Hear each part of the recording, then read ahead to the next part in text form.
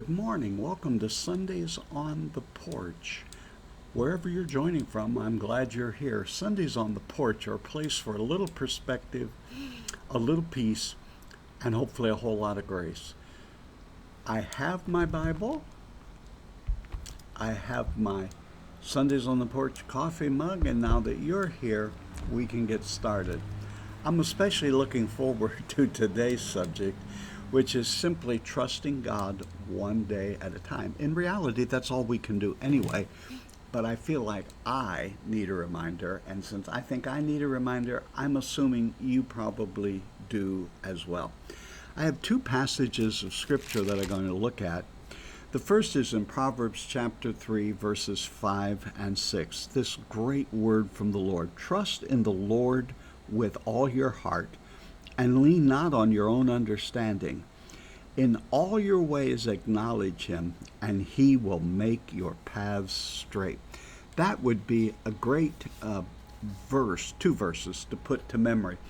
Children in our church when I was growing up, and even when I was a pastor, went through a Christian scouting program called Caravan, in which that was the motto, and they all had to learn that. Trusting God one day at a time. As the morning sun is rising to the east, straight ahead of me, over the state of Florida, where I am this morning, the world is just now kind of waking up. And there's always just something sacred of being on a porch, or for me, it's really a lanai. A porch is a place where we shared family time. We would commune with neighbors as they walked by, a time to think, pray, reflect. And I'm praying that Sundays on the Porch become all of that. Since I have retired a few years ago, I've had a little more opportunity to do some reflecting on. I'm reflecting today on God's faithfulness in so many ways that I may have missed during the busier seasons of my life. Trusting God one day at a time is not just being passive. Well, I'm just going to trust God. And it's not resignation. All right, I have no other choice, so I will trust God. Or it's not even putting the two words together, just a passive resignation. It is really not passive, but active. And rather than resignation, it is confidence. It's active confidence that the shepherd who led me through my yesterdays so effectively will lead me today. And if he led me in the yesterdays and he's going to lead me today, I have absolute confidence he will lead me into the future. God will give me the grace for this day. Like you, I've gone through a lot of things in the totality of my life. Sitting from my vantage point of today, there are times I've reflected back on some of those and I think, how did I get through that? How did I make it through that? And the answer is strictly this: God's grace gets us through. He gives us the grace we need at that moment. I don't need to ask him for grace for next week's appointments. I don't need to ask him for grace for next month or next year. I'm not there yet. He's going to give me the grace I need for right now. You remember Jesus said, don't worry about tomorrow. Tomorrow will have plenty of things to occupy your time. Live for today. That's in Matthew 6:34.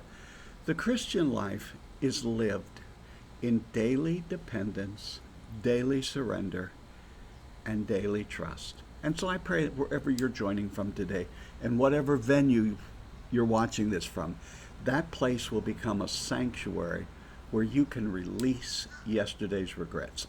All of us have regrets. Now, I've met people who I think they thought they sounded spiritual, and they would say, I don't have any regrets. Anyone who tells you they don't have a regret will lie to you about other things as well. We all have regrets.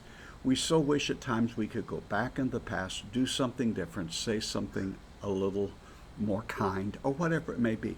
Now, we can apologize and we can try to make it right, but mostly we have to release our yesterdays to him, and knowing that he'll help us. And we have to release tomorrow's uncertainties. None of us know what a day holds, let alone what tomorrow holds.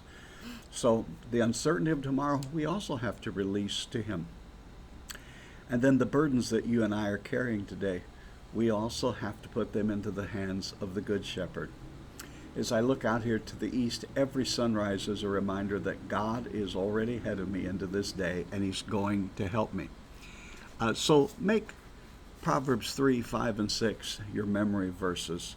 Trust in the Lord with all your heart. Do not lean on your own understanding. In all your ways acknowledge Him, and He will make your paths straight.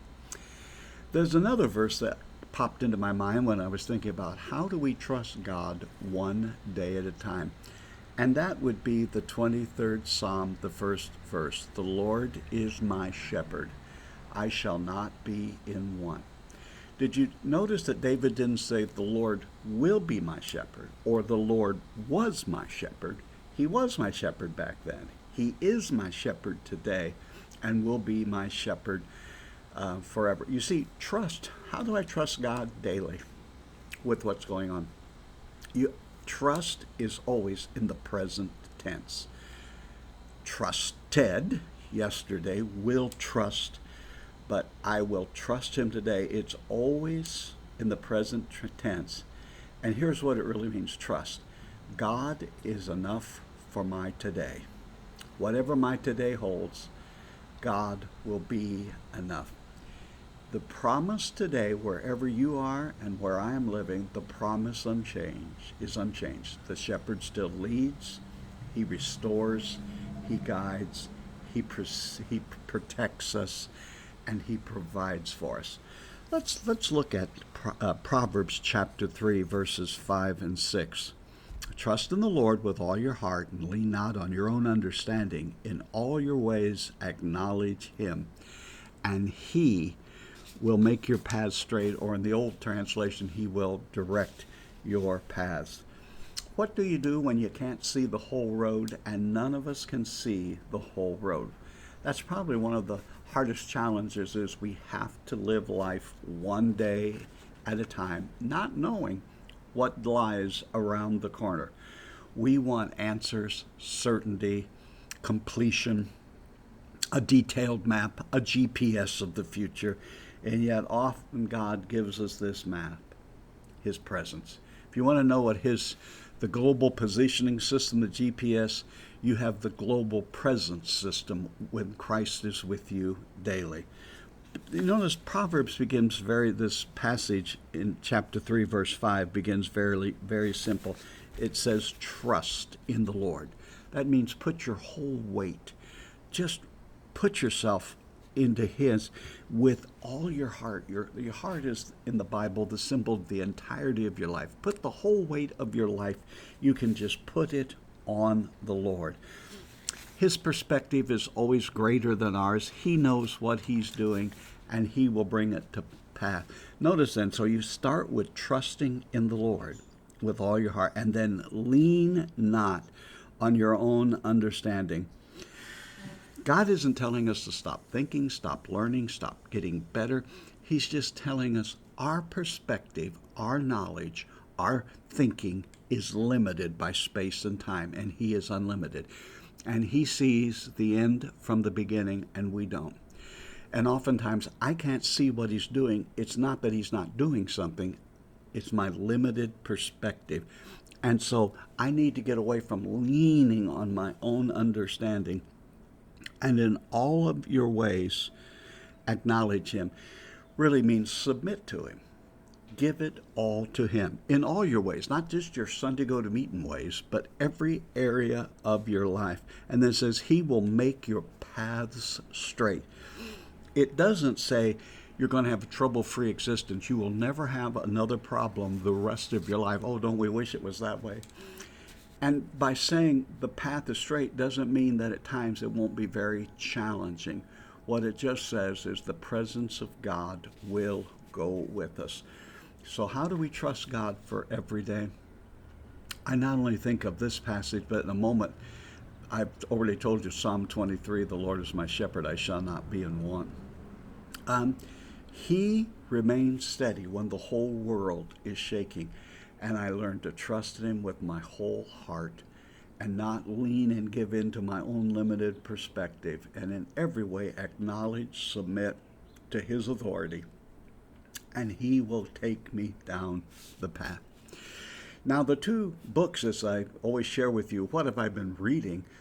I'm going way back into the yesteryears of my reading, and the first one is by Jerry Bridges. Jerry passed away in 2016. He was an evangelical writer and speaker, and the book was Trusting God. In Trusting God, Bridges wrestles with one of the toughest questions that any of us can wrestle with. Can God be trusted even when it hurts? Now, the subject of this Sunday on the Porch is trusting God one day at a time. But if you're trusting God one day at a time, there are going to be some days that are quite painful.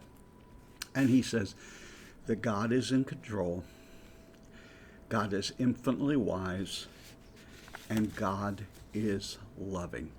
One of the great quotes from Jerry's book is that you have to get your mind around is God never makes a mistake. God doesn't wake up in the morning and say, what am I going to do? God never makes a mistake. He also says in this book, Trusting God by Jerry Bridges, trust is not a passive state of mind. It is a vigorous act of the soul. Now, we'll come back to Jerry's book in a moment because I want to also tell you the second book, another golden oldie, and that would be A Shepherd Looks at the 23rd Psalm by W. Philip Keller. Keller spent many years caring for sheep before he became a writer and a Christian teacher, and his first-hand experience with sheep gives unique insight into the 23rd Psalm. It wasn't until I pastored in Indianapolis, a city, out in a little town in the country, was a gentleman and his wife who attended the church who was a sheep farmer, and I got to spend the day with him, and it's like Philip Keller's book, but even more importantly, the 23rd Psalm came alive. One thing that Keller says in that book, A Shepherd Looks at the 23rd Psalm, it is the sheep owner's presence that guarantees the sheep's well-being. What guarantees my well-being today is not who I am, where I went to school, who knows me, who my family is, how much money I have in the bank, what titles I may have had or do have. It's the fact that the Good Shepherd, the Lord, cares for his people deliberately because of his love for them. He cares for you not just because he has to, he deliberately has chosen to care for you. I have a few quotes from Keller's book I want to share with you. When my eyes are on the Master, they are not on those around me, and this is the plan of peace. The moment we get our eyes off Jesus and get our eyes on other people is when we become unsettled. He says contentment should be the hallmark of the person who has put their entire lives in the hands of God. He says we have to have our confidence in him. He says that when it talks about he makes me to lie down, he says sheep don't lie down easily and will not unless four conditions are met. They have freedom from fear, freedom from friction, for sheep, freedom from flies, and freedom from hunger. And he said we can trust God because he takes care of all of us. I have a favorite quote here of Philip Keller's that I've used time and time again. It says, and I've already said it to you, when my eyes are on the Master, then they're not on those around me, and this is the place of wonderful peace. Most of our anxieties come when we have our eyes drift off the shepherd and we look at our medical report, our bank statement, the circumstance we find ourselves in, the opportunities, the struggles. And you remember when Jesus told Peter to follow him, Peter said, hey, what about that guy, pointing to the Apostle John? And Jesus says, what is that to you? You follow me. Now, I'm concerned about what's happening in everyone else's life, but I have to keep my focus on the shepherd who is leading me. I'm hoping as we look at this today, you might ask yourselves some questions. Where am I struggling to trust God today? In what area of my life do I need to go back and read Proverbs 3, 5, and 6 so that I can trust God daily? What burden am I carrying today that belongs in the shepherd's hands? Isn't that a good question? What am I hanging on to or carrying today that belongs in the shepherd's hands? How has God proven faithful to me over the years? There's so many ways. And there are blessings that we can thank Him for each and every day. Now, the shepherd's always standing in tomorrow. And because that's the truth, we can trust Him to get today. Remember, the psalmist said, "The Lord is my shepherd." Not merely a guide, not merely my helper, but my shepherd. Therefore, I don't have anything to worry about. Let me close here with a couple of the quotes. Let's quote one from Jerry Bridges' book, Trusting God. I recommend it. Trust is not a passive state of mind. It is a vigorous act of the soul. Trusting is taking action. And again, I'm going to quote it for the third time from Philip Keller's book, A Shepherd Looks at the 23rd Psalm. When my eyes are on my master, they are not on those around me. This is the place of peace. Let me pray with you. Father, be with everyone today that are going through their own particular issues in life. I pray that you would guide them and watch over them, help them, lean into where they are today, Lord, and may they lean into you. We thank you for your goodness and grace in our lives. I ask all of these things today in Jesus' name. I trust that here on the porch today, you have been able to learn how to trust in God. Now, you already know, but one day at a time, I would say to you, if there's a struggle going on, read the 23rd Psalm and the 3rd chapter of Proverbs, verses 5 and 6. Trust in the Lord with all your heart. Lean not on your own understanding. In every way acknowledge Him, and He will make your paths straight. And then remember, the Lord is, present tense, my shepherd. He will see me through. I really enjoy these times together, and I appreciate your prayers for our family, and we will pray for you. And so I pray for you this week that may your coffee be warm, your heart be filled with gratitude, and your soul be at peace. And wherever this week takes you, may you find and may you discover that God is already there. And until next time, this is Dr. Ron saying, God bless you, and I'll see you soon.